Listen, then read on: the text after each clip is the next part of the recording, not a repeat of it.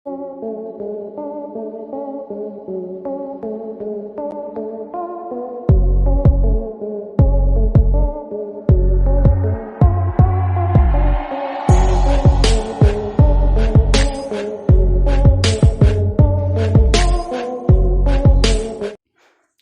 Students, आप सभी का स्वागत है हमारे यूट्यूब चैनल स्टडी हब पर।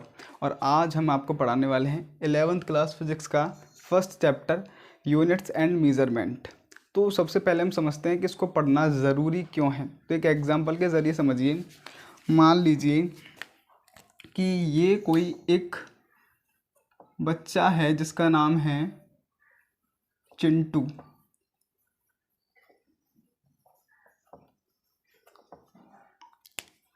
इसके पास एक आंटी जी आई और चिंटू से बोली कि चिंटू बेटा, हमको थोड़ा सा आटा दे दो। तो चिंटू ने क्या किया कि चिंटू इस शेप के एक बर्तन में आटा लेकर के आया और उसने ये सारा आटा आंटी जी को दे दिया और आंटी जी से कहा कि आंटी जी, इस आटे को आप अगले दिन मुझे वापस कर देना। तो आंटी जी इस आटे को अपने यहाँ पर ले गई और जब वो अगले दिन आई तो वो कुछ इस शेप के एक बर्तन में आटा लेकर के आई और उन्होंने वो आटा चिंटू को दे दिया। अब मेरा आपसे ये क्वेश्चन है कि क्या आंटी जी ने चिंटू को उतना ही आटा वापस किया जितना कि वो लेकर के गई थी, या उससे ज़्यादा आटा वापस किया, या उससे कम आटा वापस किया? तो आप इसके बारे में नहीं बता सकते हैं, क्योंकि यहाँ पर जो आटा है उसको मेज़र नहीं किया गया है। ये नहीं पता चल पाया है कि वो कितने किलोग्राम का है। तो आप समझ पाए होंगे कि यूनिट्स और मेज़रमेंट कितने ज़्यादा ज़रूरी हैं। अगर इनके पास यूनिट्स होते तो ये उनसे मेज़र करके ये पता कर पाते कि हमें कितना आटा मिला है। तो इसलिए बहुत ज़्यादा ज़रूरी है कि आप यूनिट्स एंड मेज़रमेंट इस चैप्टर को बहुत ही अच्छे तरीके से पढ़ें। तो चलिए स्टार्ट करते हैं फर्स्ट डेफिनेशन से, जिसका नाम है फिज़िकल क्वांटिटीज़।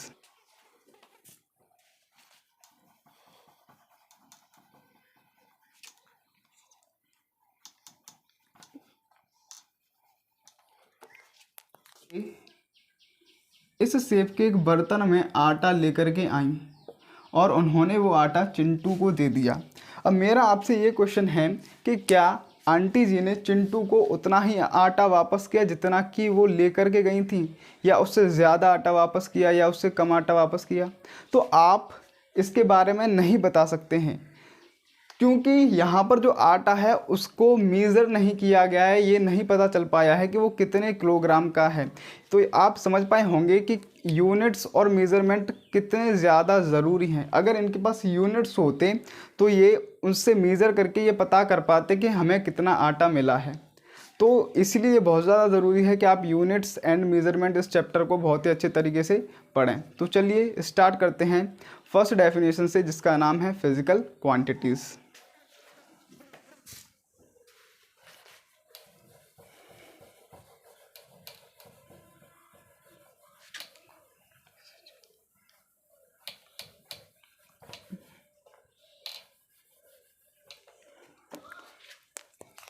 फर्स्ट डेफिनेशन है कि फिज़िकल क्वांटिटीज़ क्या होती हैं।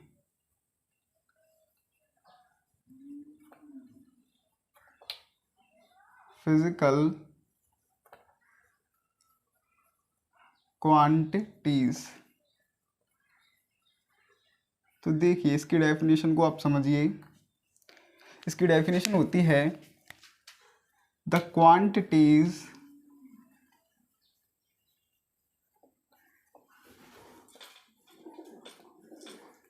which can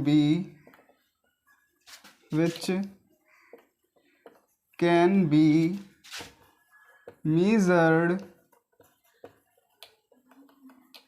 by an instrument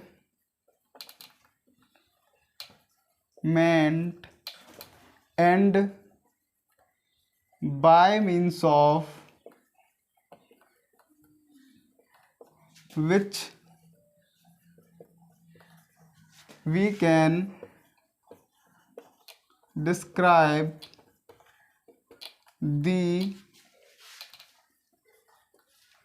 laws of physics, यानी कि वो सभी क्वांटिटीज़ जिनको हम मेज़र कर सकते हैं और जो फिज़िक्स के लॉज को डिस्क्राइब करते हैं, उन क्वांटिटीज़ को हम फिज़िकल क्वांटिटीज़ बोलते हैं। जैसे अगर मैं बात करूं टाइम, मैं बात करूं wait,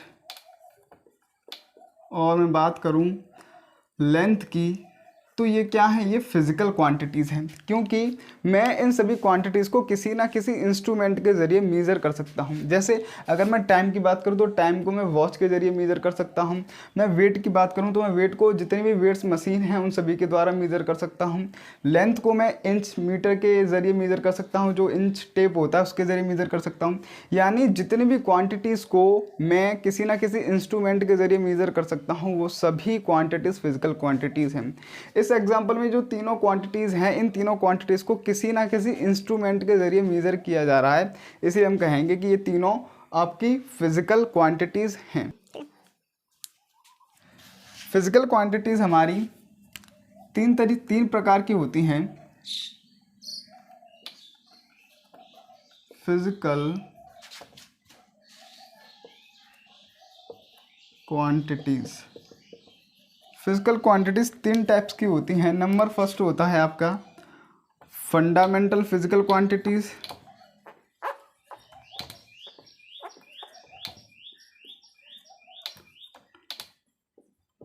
physical quantities. Number second होता है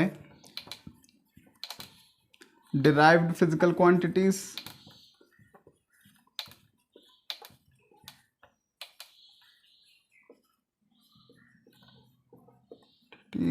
और नंबर थर्ड होता है सप्लीमेंट्री क्वांटिटीज़, मेंट्री क्वांटिटीज़।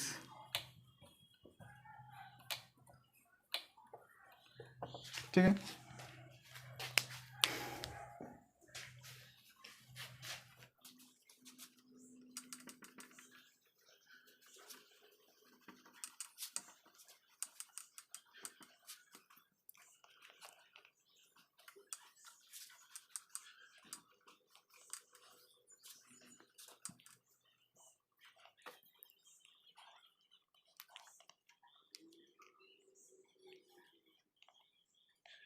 हम समझते हैं यूनिट्स क्या होते हैं। तो देखिए, यूनिट्स की डेफिनेशन होती है all physical quantities are measured with standard amount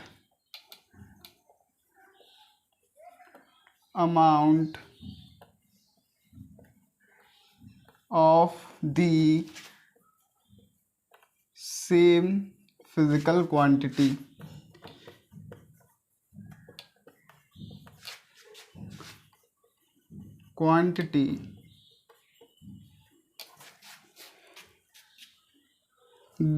These standard amount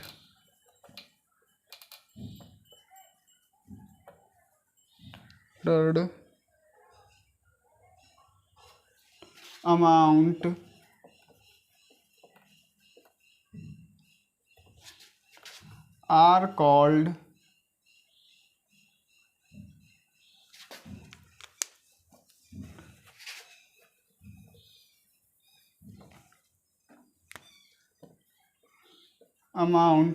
called units. यानी कि हम किसी भी फिजिकल क्वांटिटी को उसी नेचर की फिजिकल क्वांटिटी के स्टैंडर्ड अमाउंट के रेस्पेक्ट में मेज़र करते हैं। तो जो आपका स्टैंडर्ड अमाउंट है, उस स्टैंडर्ड अमाउंट को ही हम उस फिजिकल क्वांटिटी का यूनिट बोलते हैं। जैसे मान लीजिए कि हमारे पास ये कोई रॉड है और हमें इस रॉड की लेंथ को मेज़र करना है। तो हमने क्या किया, हमने एक स्टैंडर्ड अमाउंट लिया, मान लीजिए इतना, हमने ये स्टैंडर्ड अमाउंट लिया, मान लीजिए हमने इतना स्टैंडर्ड अमाउंट लिया और इस स्टैंडर्ड अमाउंट को ये लेंथ ली और इस लेंथ को हमने बोल दिया कि 1 मीटर है और इसी के रेस्पेक्ट में हम लेंथ को मेज़र करने लगे। एक बार दोबारा से समझिए, हमने क्या किया कि हमारे पास ये रॉड थी और हमें इस रॉड की लेंथ को मेज़र करना था, तो हमने, क्योंकि हमें लेंथ मेज़र करनी थी इसलिए हमने एक लेंथ ही ली और लेंथ के एक स्टैंडर्ड अमाउंट ले लिया, जहाँ पर हमने यहाँ पर लिया 1 मीटर और इसके रेस्पेक्ट में हम लेंथ को मेज़र करने लगे। तो ये जो आपका स्टैंडर्ड अमाउंट है, ये स्टैंडर्ड अमाउंट ही लेंथ का यूनिट कहलाया। स्टैंडर्ड अमाउंट ये आपका क्या कहलाया, यूनिट। जैसे मान लीजिए इसके रेस्पेक्ट में जब मैं इसको मेज़र करने गया तो मान लीजिए ये 1 मीटर, ये 2 मीटर, ये 3 मीटर, ये 4 मीटर, यानी जब मैंने लेंथ के स्टैंडर्ड अमाउंट के रेस्पेक्ट में इसको मेज़र किया तो ये हमारी इसकी लेंथ रॉड की 4 मीटर निकली। जैसे अगर हमें टाइम को मेज़र करना हो तो हम टाइम के ही एक स्टैंडर्ड अमाउंट को लेंगे और उसके रेस्पेक्ट में टाइम को मेज़र करेंगे, तो जो आपका स्टैंडर्ड अमाउंट होगा वो स्टैंडर्ड अमाउंट टाइम का यूनिट कहलाएगा। यही इस डेफिनेशन में लिख रखा है कि किसी भी फिजिकल क्वांटिटी को जब हमें मेज़र करना हो तो उसी फिजिकल क्वांटिटी के स्टैंडर्ड अमाउंट के रेस्पेक्ट में उसको मेज़र करेंगे, तो आपका जो स्टैंडर्ड अमाउंट होगा वो उस फिजिकल क्वांटिटी का यूनिट कहलाएगा। अब हम समझते हैं मेजरमेंट।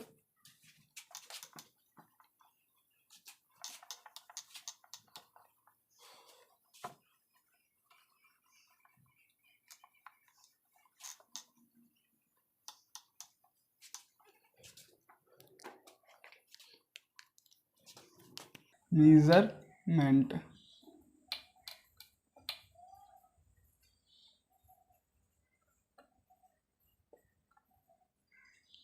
मेजरमेंट समझिए क्या है। मेजरमेंट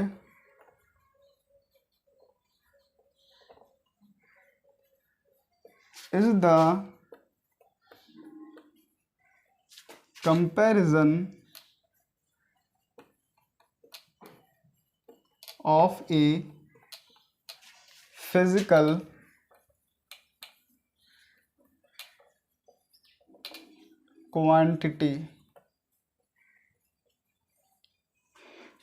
quantity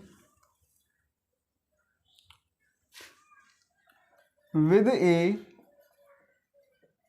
standard amount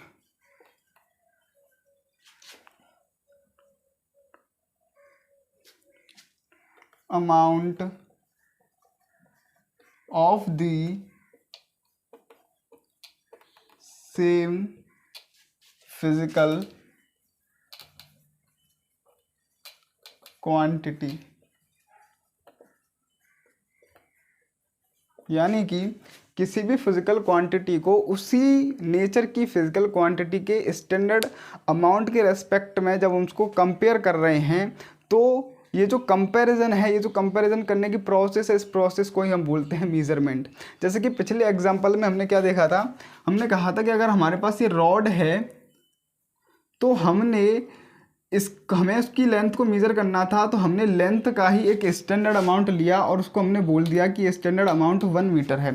तो इस स्टैंडर्ड अमाउंट के रेस्पेक्ट में जब हम लेंथ को मेज़र कर रहे थे तो ये तो लेंथ का यूनिट कहलाया, और जब हमने इसको मेज़र किया, जब इस लेंथ को मेज़र किया इस स्टैंडर्ड अमाउंट के रेस्पेक्ट में, तो हमें पता चला कि ये 6 मीटर लेंथ थी इस रोड की, यानी हमने इसके रेस्पेक्ट में कंपैरिजन करके बताया कि ये इस रॉड की लेंथ इस स्टैंडर्ड अमाउंट का 6 गुना है। तो ये जो कंपैरिजन है, ये जो कंपैरिजन करने की प्रोसेस है, इस प्रोसेस को ही हमने नाम दिया मेजरमेंट।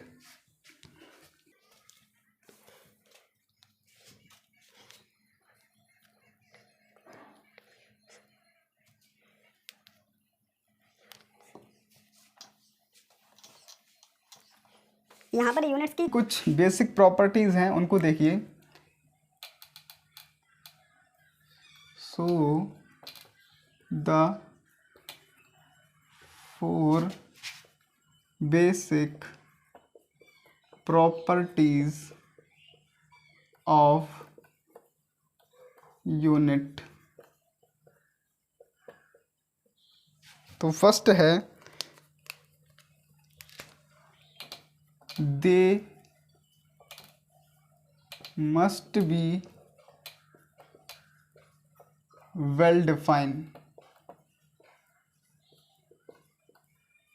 नंबर सेकंड है they should B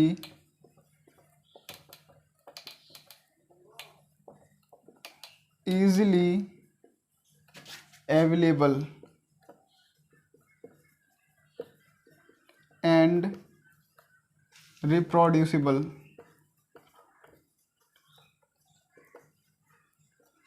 number third point है दे शुड बी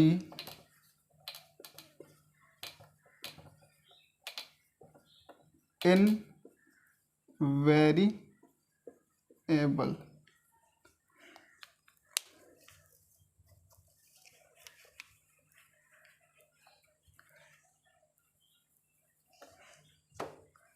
यहाँ पर 3 पॉइंट्स हैं यूनिट्स के बारे में, ठीक है।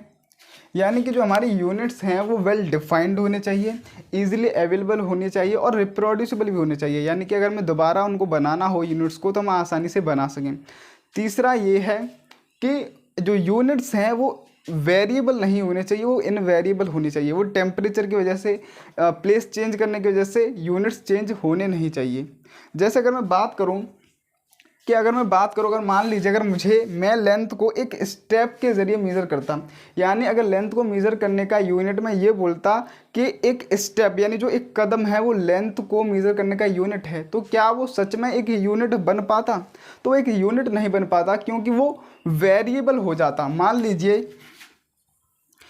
कि अगर मुझे ये लेंथ मेज़र करनी होती ए बी की और मैं एक स्टेप को, एक कदम को लेंथ का यूनिट मानता, तो हो सकता है जब बच्चा मेज़र करता तो हो सकता है ये उसका पहला कदम, ये दूसरा, ये तीसरा, 4 5 6 7 8 9 10 11 12, यानी जब एक छोटा बच्चा इस लेंथ को मेज़र करता अपने स्टेप को लेंथ का यूनिट मानकर, तो हो सकता है इसकी लेंथ 12 यूनिट निकलती, 12 कदम निकलती। लेकिन जब एक कोई बड़ा आदमी इसको मेज़र करता है इसी लेंथ को, तो हो सकता है 1 2 3 4 इसी डिस्टेंस की जो लेंथ है वो 4 स्टेप निकलती। यानी यहाँ पर जो यूनिट है वो वेरिएबल हो गया, वो चेंज होने लग गया। इसीलिए हम उस यूनिट को यूनिट नहीं बोल सकते हैं जो चेंज होता है। यानी जो आपका यूनिट है वो आपका वेल डिफाइन होना चाहिए, इजीली अवेलेबल होना चाहिए और इनवेरिएबल होना चाहिए, वो वेरिएबल नहीं होना चाहिए।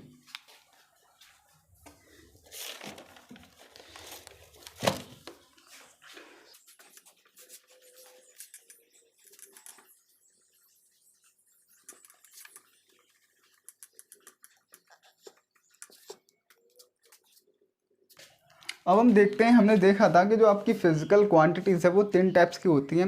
नंबर फर्स्ट होता है fundamental physical quantities, number 2 derived physical quantities और नंबर 3 सप्लीमेंट्री फिजिकल क्वांटिटीज़। तो हम सबसे फर्स्ट देखते हैं कि फंडामेंटल फिजिकल क्वांटिटीज़ क्या होती हैं।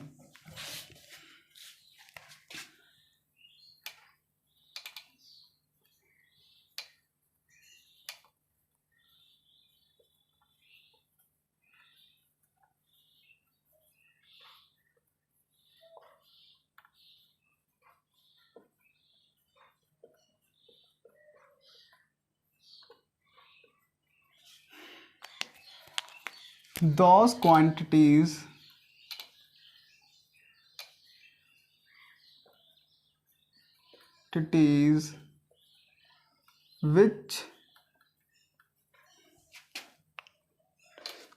which are independent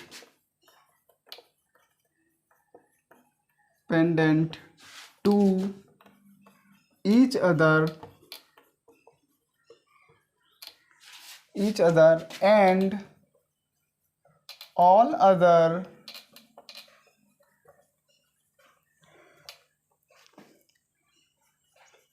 physical quantities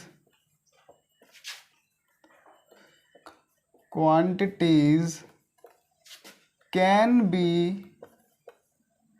written in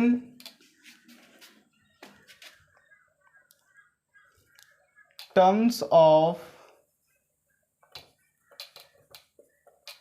these physical quantities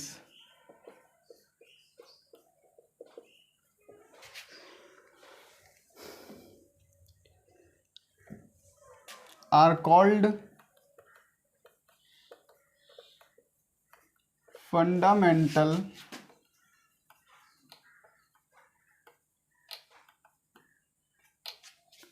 quantities। यानी कि वो क्वांटिटीज जो एक दूसरे से इंडिपेंडेंट हैं, जो किसी दूसरी फिजिकल क्वांटिटी पर डिपेंड नहीं करती हैं, उन क्वांटिटीज़ को हम फंडामेंटल फिजिकल क्वांटिटीज़ बोलते हैं। और जितनी भी हमारी दूसरी अदर्स फिजिकल क्वांटिटीज़ हैं, उन सभी फिजिकल क्वांटिटीज़ को हम फंडामेंटल क्वांटिटीज़ के टर्म्स में लिख सकते हैं। तो हमारी देखिए फिजिकल क्वांटिटीज़, जो हमारी फंडामेंटल फिजिकल क्वांटिटीज़ हैं, वो कौन कौन सी हैं। जैसे देखिए, नंबर फर्स्ट है length, mass, time, temperature,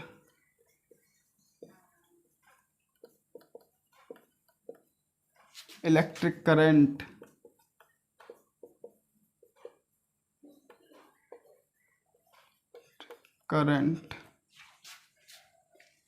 amount of substance,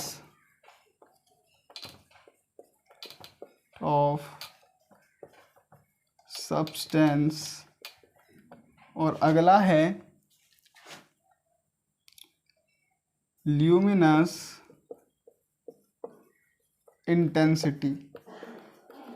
यानी हमारे पास टोटल 7 फिजिकल क्वांटिटी हैं, length, mass, time, temperature, electric current, amount of substance और ल्यूमिनस इंटेंसिटी। 1 2 3 4 5 6 7, ठीक है।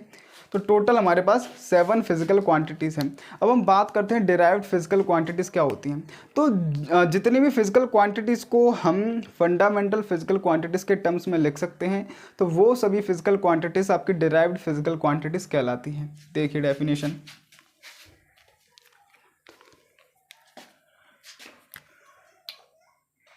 डिराइव्ड फिजिकल क्वांटिटीज़ क्या होती हैं। डिराइव्ड फिजिकल क्वांटिटीज़, समझिए क्या होती हैं derived physical quantities.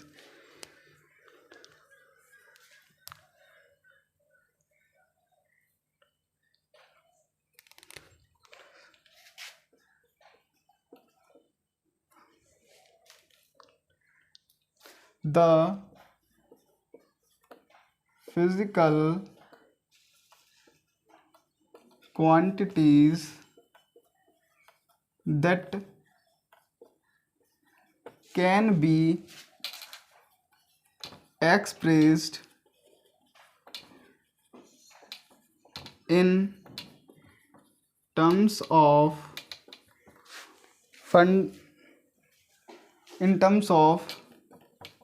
fundamental quantities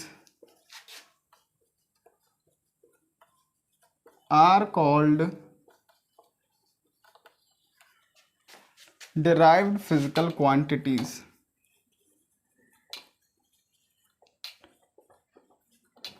physical quantities यानी कि जितनी भी क्वांटिटीज़ को हमें फंडामेंटल क्वांटिटीज़ के टर्म में एक्सप्रेस कर सकता हूं, तो वो सभी फिजिकल क्वांटिटीज़ आपकी डिराइव्ड फिजिकल क्वांटिटीज़ कहलाती हैं। जैसे कि अगर मैं बात करूं स्पीड की, तो स्पीड इज इक्वल टू होता है डिस्टेंस अपॉन टाइम। तो यहाँ पर जो आपकी डिस्टेंस है वो एक डिराइव्ड फिजिकल क्वांटिटी है, क्योंकि हम इसको दो फंडामेंटल क्वांटिटीज़ के टर्म्स में एक्सप्रेस कर सकते हैं। देखिए कैसे, ये जो डिस्टेंस है ये एक लेंथ है जो कि फंडामेंटल फिजिकल क्वांटिटी है, और टाइम भी एक फिजिकल क्वांटिटी है, वो भी फंडामेंटल। यानी कि यहाँ पर हमने स्पीड को दो फंडामेंटल फिजिकल क्वांटिटीज़ के टर्म्स में एक्सप्रेस कर दिया, इसलिए हम बोलेंगे कि जो स्पीड है वो डिराइव्ड फिजिकल क्वांटिटीज़ है।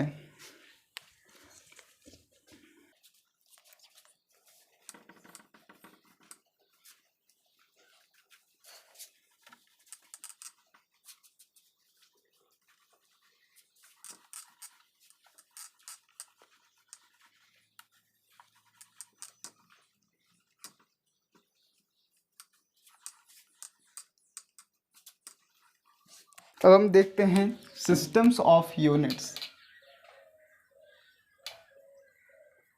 Systems of units. देखिए अभी यूनिट्स के लिए जो सिस्टम चल रहा है वो ऐसा ही सिस्टम चल रहा है, लेकिन इससे पहले 3 ऐसे सिस्टम थे जो ज़्यादा तरीके से चलते थे। उनमें से पहला था FPS, दूसरा था CGS, तीसरा था MKS। तो देखिए FPS सिस्टम, FPS यानी ये सिस्टम अभी से कुछ टाइम पहले बहुत ही ज़्यादा यूज़ होते थे फिजिकल क्वांटिटीज़ को मेज़र करने के लिए। नंबर दूसरा है MKS सिस्टम और तीसरा है CGS सिस्टम। यहाँ पर फर्स्ट पॉइंट आपको ये ध्यान रखना है कि इन तीनों सिस्टम्स में लेंथ, मास, टाइम ये तीनों ही फंडामेंटल फिजिकल क्वांटिटीज़ हैं। यानी कि अगर मैं CGS की बात करूँ तो यहाँ पर जो क्वांटिटीज़ है, यहाँ पर हम जिन क्वांटिटीज़ को मेज़र करेंगे वो है लेंथ, दूसरा मास, तीसरा टाइम। ये हमारी क्या है? फंडामेंटल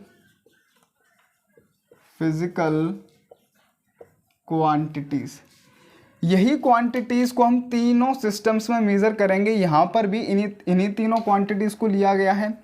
यहाँ पर भी लेंथ को लिया गया है, मास को लिया गया है और टाइम को लिया गया है। और FPS सिस्टम में भी लेंथ, मास, टाइम इन्हीं क्वांटिटी को मेज़र करना है। लेकिन इनमें डिफरेंस ये है कि FPS सिस्टम में हम लेंथ को फुट में मेज़र करते हैं, मास को पाउंड में मेज़र करते हैं, टाइम को सेकंड में मेज़र करते हैं। यानी यहाँ पर जो हम लेंथ मेज़र करेंगे वो यानी लेंथ का यूनिट फुट होगा, मास का यूनिट FPS सिस्टम में पाउंड होगा और टाइम का यूनिट FPS सिस्टम में सेकंड होगा।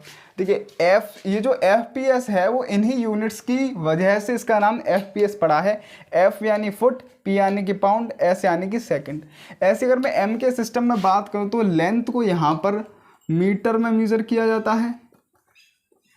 मास की बात करूँ तो मास को यहाँ पर किलोग्राम में मेज़र किया जाता है और टाइम को सेकंड में मेज़र किया जाता है। CGS सिस्टम में भी क्या है? लेंथ को सेंटीमीटर में मेज़र किया जाता है, मास को ग्राम में मेज़र किया जाता है और टाइम को सेकंड में मेज़र किया जाता है। टाइम को किस में मेज़र किया जाता है? सेकंड में। यानी कि इन तीनों सिस्टम्स में हम 3 फिजिकल क्वांटिटीज़ को मेज़र कर रहे हैं, लेंथ को, मास को, टाइम को। लेकिन इन तीनों सिस्टम्स में उन सभी के यूनिट्स अलग अलग हैं। लेंथ का यूनिट अलग है, मास का यूनिट अलग है, लेकिन टाइम का यूनिट तीनों ही सिस्टम्स में सेम है जो कि सेकंड है। ठीक है, अब हम लास्ट सिस्टम के बारे में बात करते हैं जो अभी भी चल रहा है, जिसका नाम है SI सिस्टम। चौथा सिस्टम है इंटरनेशनल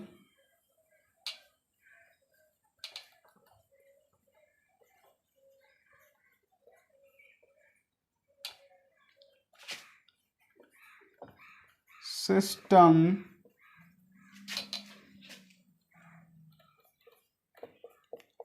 शॉर्ट फॉर्म में इसको ऐसा ही बोलते हैं ऑफ यूनिट्स। यानी फिजिकल क्वांटिटीज़ को मेज़र करने के लिए अभी जो यूनिट चल रहे हैं वो इस सिस्टम के अंतर आते हैं, इसलिए हम इसको इंटरनेशनल सिस्टम बोलते हैं। समझिए, तो ये जो सिस्टम है एक्चुअली में ये जो आपका MK सिस्टम था उस MK सिस्टम का ये मॉडिफाई वर्जन है। MK सिस्टम में हमने लेंथ को, टाइम को और मास को मेज़र किया था, जिनके जो फंडामेंटल यूनिट्स थे वो थे मीटर, किलोग्राम और सेकंड। तो इन 3 फंडामेंटल यूनिट्स के अतिरिक्त 4 फंडामेंटल यूनिट्स को और 2 सप्लीमेंट्री यूनिट्स को और ऐड कर दिया गया MKS सिस्टम में और एक नया सिस्टम तैयार किया गया यूनिट्स के लिए, जिसको हम बोलते हैं international system of units, short form में एसआई यूनिट्स। यानी देखिए ये क्या है, एम के सिस्टम का मॉडिफाई वर्जन है। आपको फर्स्ट पॉइंट ये ध्यान रखना है, जो हमारा एम के सिस्टम था उसमें हमारा एक जो यूनिट था वो था मीटर, एक दूसरा यूनिट था किलोग्राम, और तीसरा यूनिट था सेकंड।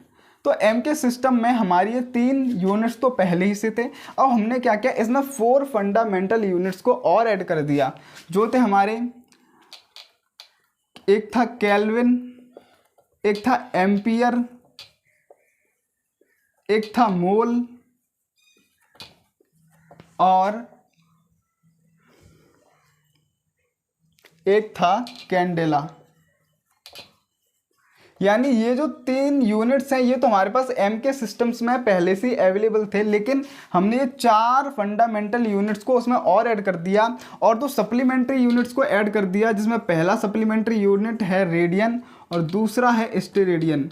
तो इनको इस एम के सिस्टम में ऐड करके हमने उस एम के सिस्टम को मॉडिफाई कर दिया और एक नया सिस्टम बना दिया, एसआई यूनिट्स ऑफ सिस्टम। ठीक है, अब देखिए SI of units, international system of units. अब देखिए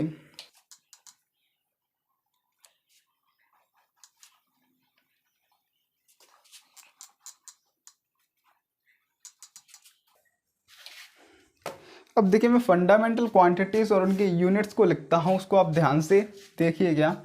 नंबर फर्स्ट है फंडामेंटल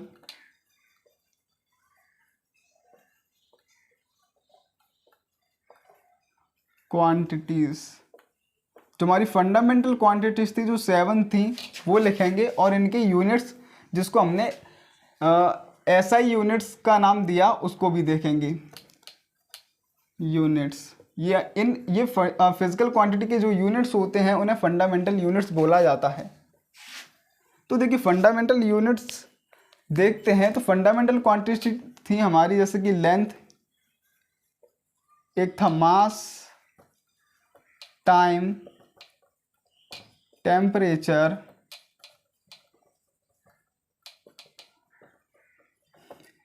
इलेक्ट्रिक करंट,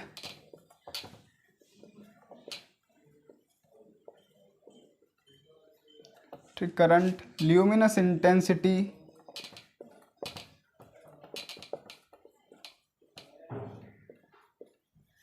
और जो लास्ट था वो था अमाउंट ऑफ सब्सटेंस।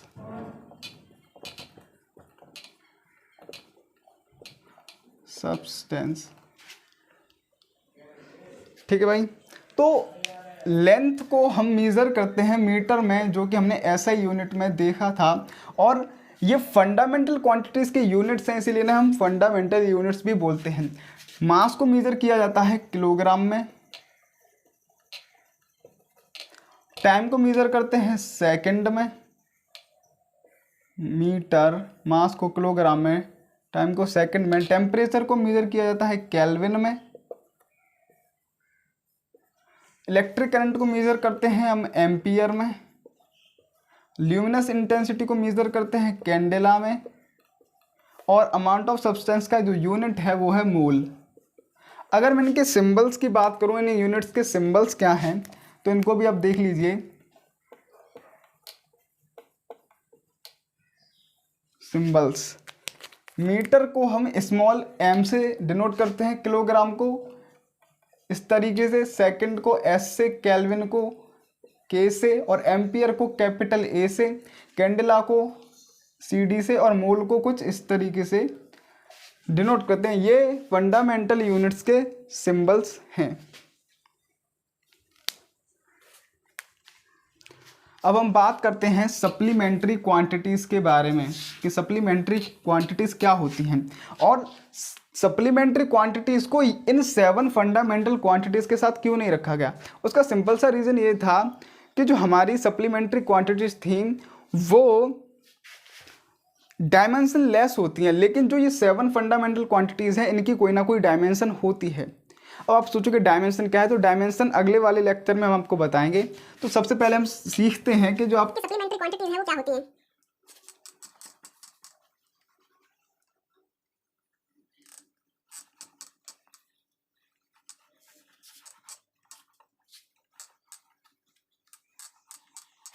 देखिए सप्लीमेंट्री क्वांटिटीज,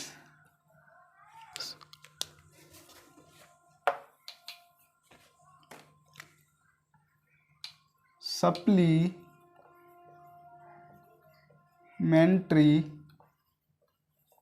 क्वांटिटीज,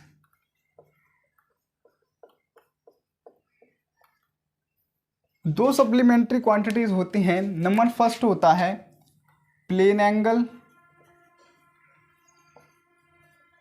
और नंबर सेकंड जो सप्लीमेंट्री क्वांटिटी है उसको हम बोलते हैं सॉलिड एंगल। प्लेन एंगल का हम मतलब जानते हैं कि दो लाइंस का जो इंक्लाइनेशन होता है, यानी दो लाइंस के बीच का जो झुकाव होता है, उस झुकाव को ही हम एंगल बोलते हैं। यानी कि अगर हमारे पास ये एक लाइन है और ये एक लाइन है, तो ये जो झुकाव है, इस झुकाव को ही हम एंगल बोलते हैं। और हम बोलते हैं इंक्लिनेशन बिटवीन टू लाइंस, दो लाइंस के बीच का जो इंक्लिनेशन है उसको ही हम एंगल बोलते हैं। तो मान लीजिए अगर हमारे पास ये एक सर्कल है और ये सर्कल का सेंटर ओ है, अगर मान लीजिए ये सर्कल की जो रेडियस है वो आर है, तो ये जो सर्कमफेरेंस की ये जो लेंथ है इसको हम बोलते हैं आर्क। मान लीजिए इसको हम एस से डिनोट करते हैं, और इस आर्क ने इस सर्कल के सेंटर पर एक एंगल सब्सटेंड किया है जो है थीटा। तो ये जो थीटा है, इस थीटा को हम प्लेन एंगल बोलेंगे। तो हम एक फॉर्मूला पढ़ते हैं कि एंगल इज इक्वल टू होता है आर्क अपॉन रेडियस। तो इस फॉर्मूले के बेस पर हम लिख सकते हैं कि जो थीटा है वो बराबर होगा आर्क यानी कि एस के अपॉन आर के। ठीक है, तो ये प्लेन एंगल का ये फॉर्मूला होता है। अब देखिए, जब कोई ऑब्जेक्ट इस पर एक चक्कर लगाएगा, एक साइकिल कंप्लीट करेगा, तो थीटा कितना होगा? थीटा आपका हो जाएगा 2 पाई। समझ में आया? मान लीजिए यहाँ से चल करके कोई ऑब्जेक्ट ने पूरा एक साइकिल कंप्लीट किया, वो वापस इसी पॉइंट ए पर आ गया, इसी पॉइंट ए पर आ गया, तो एक साइकिल जब उसने कंप्लीट किया होगा इस सर्कल पर, तो उसने 2 पाई एंगल कवर किया होगा। और जो एस रही होगी उसकी वो कितनी रही होगी? 2 पाई आर, और रेडियस इसकी कितनी है? आर।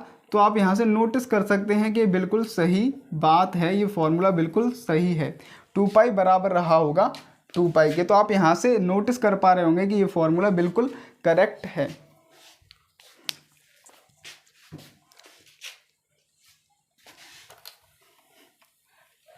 अगर मैं इस एंगल के यूनिट की बात करूं, तो आप अगर यूनिट देखोगे तो जो आर्क है वो भी एक प्रकार की लेंथ है, तो इस हिसाब से इसका जो यूनिट है वो मीटर, अपॉन जो रेडियस है वो भी एक प्रकार की लेंथ है, तो इसका भी यूनिट मीटर। सो मीटर से मीटर कैंसिल होकर के यहाँ पर आया 1।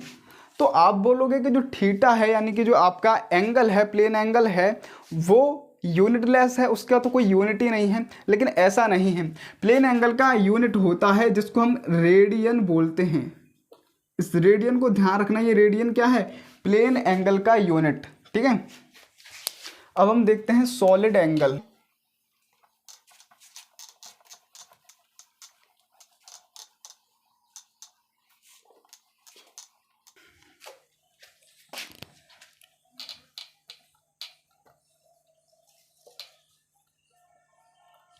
मान लीजिए ये हमारा कोई स्फीयर है, सर्कल नहीं है, ये कोई स्फीयर है ऐसा मान लीजिए, और ये स्फीयर का सेंटर है। और हमने क्या किया? हमने एक स्फेरिकल पार्ट लिया, ये वाला। तो इस स्फेरिकल पार्ट के कारण इस स्फीयर के सेंटर पर एक एंगल सब्सटेंट हो रहा है जिसको हम सॉलिड एंगल बोलते हैं। और ये जो सिंबल है, ये ऐसा जो सिंबल है, इस सिंबल को हम रीड करते हैं ओमेगा। तो यहाँ पर जो ये सॉलिड एंगल बना है वो स्फेरिकल पार्ट के कारण बना है। यानी अगर किसी स्फीयर में उस स्फीयर के स्फेरिकल पार्ट के कारण उस स्फीयर के सेंटर पर जो एंगल सबटेंड होता है उस एंगल को हम ओमेगा बोलते हैं, सॉलिड एंगल बोलते हैं। यहाँ पर देखिए जो ओमेगा होता है वो बराबर होता है एरिया ऑफ स्फेरिकल पार्ट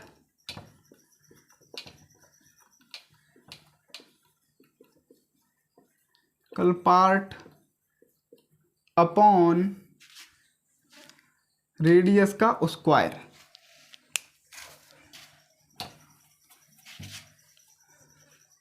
ये जो सॉलिड एंगल होता है वो एक 3D एंगल होता है और जो प्लेन एंगल है वो एक 2D एंगल होता है। जैसे समझिए